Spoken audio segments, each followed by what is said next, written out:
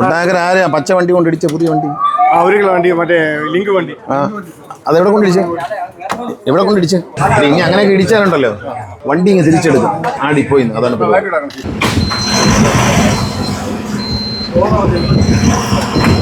ഡോറടയ്ക്കാനുണ്ട്. അവിടെ ഡോറടയ്ക്കും.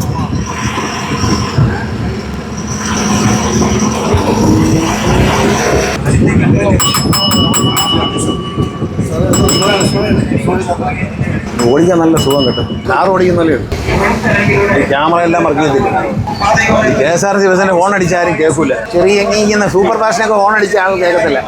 ഈ അപകടത്തിന്റെ ഒരു കാരണം അതാണ്. നല്ല ഹോണാക്കാൻ പോകും. ഇപ്പൊ വന്ന വണ്ടിക്കെല്ലാം നല്ല ഹോണാ വെച്ചു. അപ്പൊ വേണമെങ്കിൽ ചക്ക വീരിലും കായ്ക്കുമെന്ന് കേരളത്തിൽ KSRTC തെളിയിച്ചു. ഉദ്യോഗസ്ഥന്മാരെ നിർത്തിക്കൊണ്ട് പറയാണ്, എന്റെ നിർദ്ദേശം അനുസരിച്ച് ഉത്തരവ് ഇറങ്ങിയിട്ട് ഉത്തരവ് പാലിക്കണം. ഈ 2 ഡ്രൈവറും കണ്ടക്ടറും ഒരു കാരണവശാലും വന്നില്ല എന്ന് വയ്ക്കും. 3ാമതൊരു ഡ്രൈവറോ കണ്ടക്ടറോ ഈ വണ്ടി എടുക്കാൻ പാടില്ല. അന്നത്തെ ദിവസം വണ്ടി ഓടുകയില്ല എന്ന് തീരുമാനിച്ചിരിക്കുകയാണ്. ഓടിച്ചു കഴിഞ്ഞാൽ 4 പേര് ഇത് കൊണ്ടു നടക്കും. ഇവർക്കൊരു ഉത്തരവാദിത്വമുണ്ട്. തട്ടരുത്, മുട്ടരുത്, ചീത്തയാക്കരുത് എന്ന് പറഞ്ഞു. പക്ഷേ അറിയാത്ത ഒരാൾ അടുത്ത ദിവസം വണ്ടി കയറിയാണ്.